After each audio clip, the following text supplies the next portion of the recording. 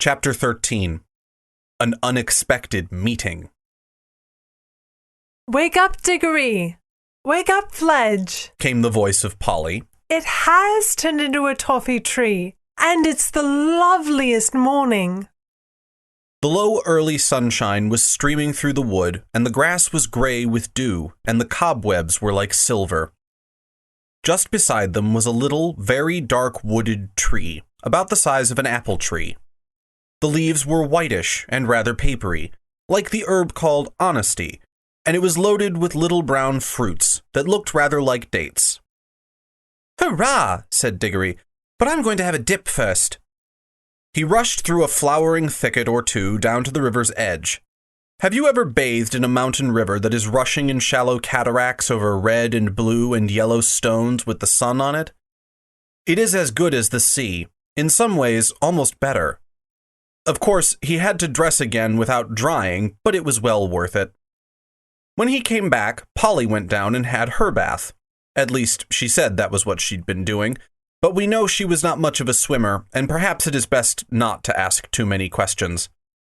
Fledge visited the river too, but he only stood in midstream, stooping down for a long drink of water, and then shaking his mane and neighing several times. Polly and Digory got to work on the toffee tree. The fruit was delicious, not exactly like toffee, softer for one thing, and juicy, but like fruit which reminded one of toffee. Fledge also made an excellent breakfast. He tried one of the toffee fruits and liked it, but said he felt more like grass at that hour in the morning. Then, with some difficulty, the children got on his back, and the second journey began. It was even better than yesterday, partly because everyone was feeling so fresh, and partly because the newly risen sun was at their backs, and, of course, everything looks nicer when the light is behind you. It was a wonderful ride. The big snowy mountains rose above them in every direction. The valleys, far beneath them, were so green, and all the streams which tumbled down from the glaciers into the main river were so blue that it was like flying over gigantic pieces of jewelry. They would have liked this part of the adventure to go on longer than it did, but quite soon they were all sniffing the air and saying, "What is it?" And, "Did you smell something?" And, Where's it coming from?" For a heavenly smell, warm and golden as if from all the most delicious fruits and flowers of the world, was coming up to them from somewhere ahead. "It's coming from that valley with the lake in it," said Fledge. "So it is," said Digory. "And look, there's a green hill at the far end of the lake. And look how blue the water is." It must be the place," said all three. Fledge came lower and lower in wide circles. The icy peaks rose up higher and higher above. The air came up warmer and sweeter every moment, so sweet that it almost brought the tears to your eyes. Fledge was now gliding with his great wings spread out motionless on each side, and his hooves pawing for the ground. The steep green hill was rushing towards them. A moment later he alighted on its slope, a little awkwardly. The children rolled off, fell without hurting themselves on the warm, fine grass, and stood up panting a little. They were about 3/4 of the way up the hill, and set out at once to climb to the top. I don't think Fledge could have managed this without his wings to balance him and to give him the help of a flutter now and then. All round the very top of the hill ran a high wall of green turf. Inside the wall, trees were growing. Their branches hung out over the wall. Their leaves showed not only green, but also blue and silver when the wind stirred them. When the travelers reached the top, they walked nearly all the way round it outside the green wall before they found the gates. High gates of gold, fast shut, facing due east. Up till now, I think Fledge and Polly had had the idea that they would go in with Digory, but they thought so no longer. You never saw a place which was so obviously private. You could see at a glance that it belonged to someone else. Only a fool would dream of going in unless he had been sent there on very special business. Digory himself understood at once that the others wouldn't and couldn't come in with him. He went forward to the gates alone. When he had come up close to them, he saw words written on the gold with silver letters. Something like this: Come in by the gold gates, or not at all. Take of my fruit for others, or forbear. For those who steal, or those who climb my wall, shall find their heart's desire, and find despair. Take of my fruit for others, said Digory to himself. Well, that's what I'm going to do. It means I mustn't eat any myself, I suppose. I don't know what all that jaw in the last line is about. Come in by the gold gates. Well, who'd want to climb a wall if you could get in by a gate? But how do the gates open? He laid his hand on them, and instantly they swung apart, opening inwards, turning on their hinges without the least noise. Now that he could see into the place, it looked more private than ever. He went in very solemnly, looking about him. Everything was very quiet inside. Even the fountain which rose near the middle of the garden made only the faintest sound. The lovely smell was all round him. It was a happy place, but very serious. He knew which was the right tree at once, partly because it stood in the very center, and partly because the great silver apples with which it was loaded shone so, and cast a light of their own down on the shadowy places where the sunlight did not reach. He walked straight across to it, picked an apple, and put it in the breast pocket of his Norfolk jacket. But he couldn't help looking at it, and smelling it before he put it away. It would have been better if he had not. A terrible thirst and hunger came over him, and a longing to taste that fruit. He put it hastily into his pocket, but there were plenty of others. Could it be wrong to taste one? After all, he thought, the notice on the gate might not have been exactly in order. It might have been only a piece of advice, and who cares about advice? Or even if it were in order, would he be disobeying it by eating an apple? For he had already obeyed the part about taking one for others. While he was thinking of all this, he happened to look up through the branches towards the top of the tree. There, on a branch above his head, a wonderful bird was roosting. I say roosting because it seemed almost asleep. Perhaps not quite. The tiniest slit of one eye was open. It was larger than an eagle, its breast saffron, its head crested with scarlet, and its tail purple. And it just shows, said Digory afterwards when he was telling the story to the others, that you can't be too careful in these magical places. You never know what may be watching you. But I think Digory would not have taken an apple for himself in any case. Things like do not steal were, I think, hammered into boys' heads a good deal harder in those days than they are now. Still, we can never be certain. Digory was just turning to go back to the gates when he stopped to have one last look round. He got a terrible shock. He was not alone. There, only a few yards away from him, stood the witch. She was just throwing away the core of an apple which she had eaten. The juice was darker than you would expect, and had made a horrid stain round her mouth. Digory guessed at once that she must have climbed in over the wall, and he began to see that there might be some sense in that last line about getting your heart's desire and getting despair along with it. For the witch looked stronger and prouder than ever, and even, in a way, triumphant. But her face was deadly white, white as salt. All this flashed through Digory's mind in a second. Then he took to his heels and ran for the gates as hard as he could pelt, the witch after him. As soon as he was out, the gates closed behind him of their own accord. That gave him the lead, but not for long. By the time he had reached the others and was shouting out, "Quick, get on, Polly! Get up, Fledge!" the witch had climbed the wall, or vaulted over it, and was close behind him again. "Stay where you are," cried Digory, turning round to face her, "or we'll all vanish. Don't come an inch nearer." "Foolish boy," said the witch. "Why do you run from me? I mean you no harm. If you do not stop and listen to me now, you will miss some knowledge that would have made you happy all your life." "Well, I don't want to hear it, thanks," said Digory. But he did.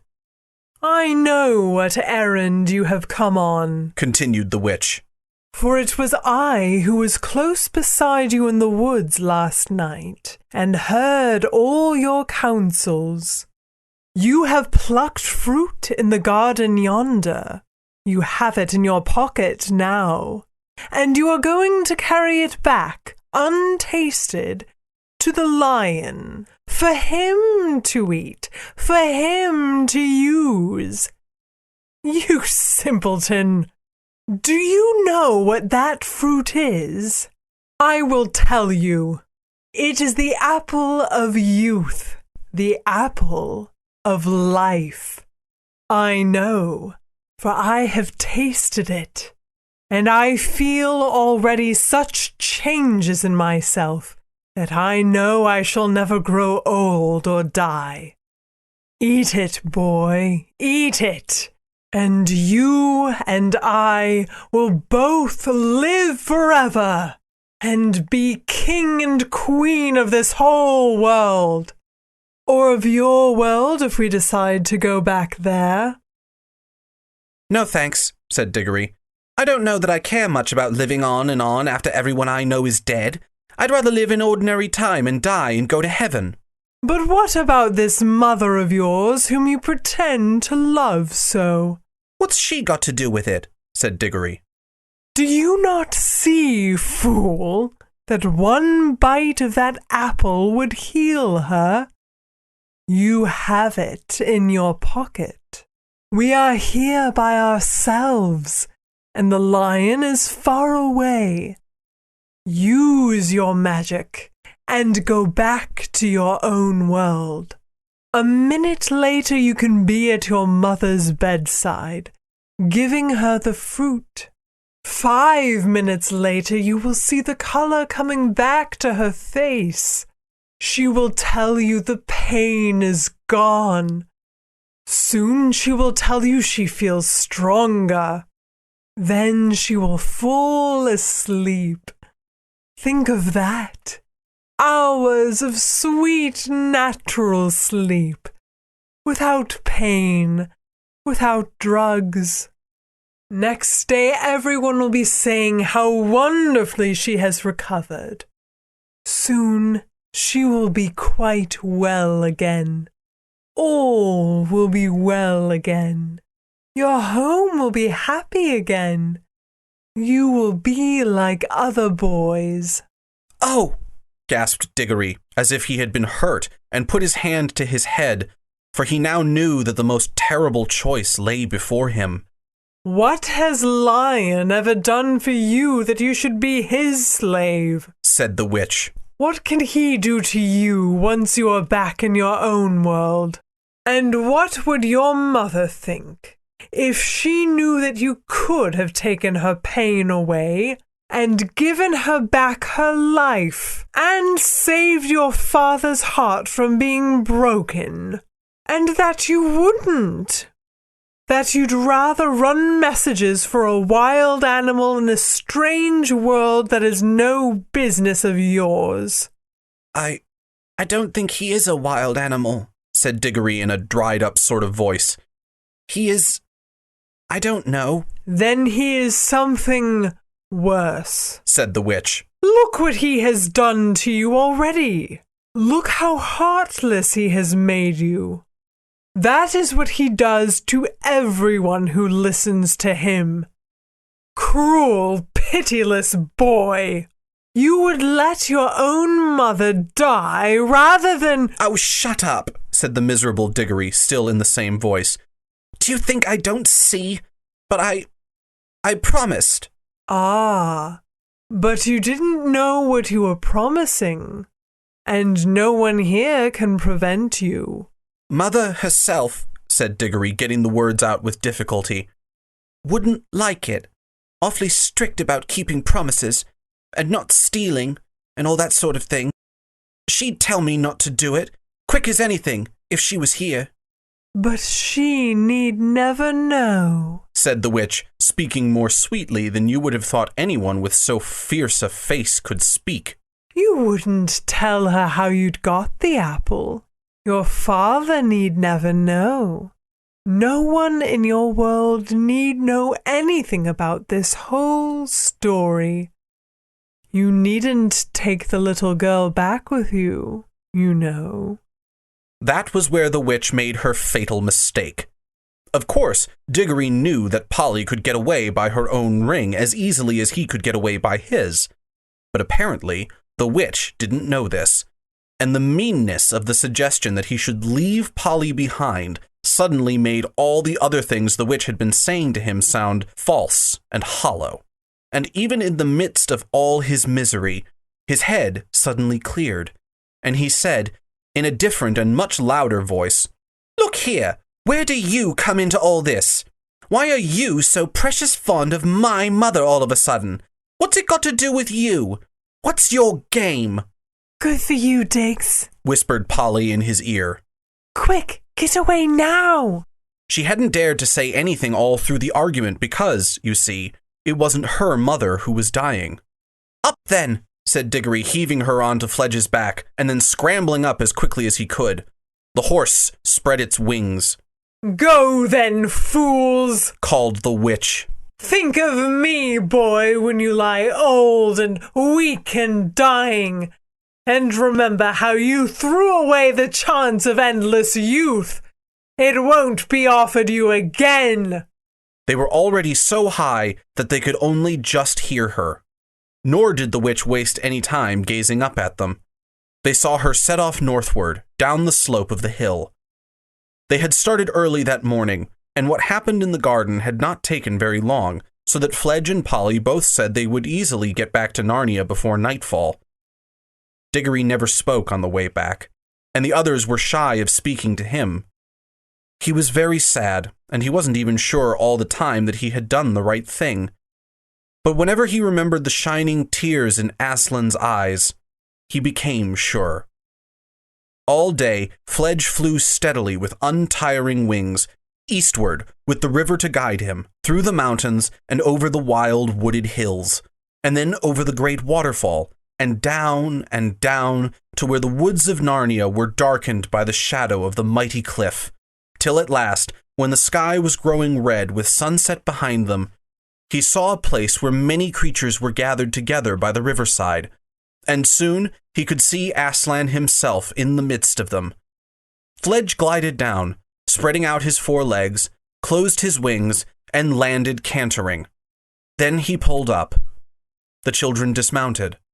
Digory saw all the animals, dwarves, satyrs, nymphs, and other things drawing back to the left and right to make way for him. He walked straight up to Aslan, handed him the apple, and said, "I've brought you the apple you wanted, sir."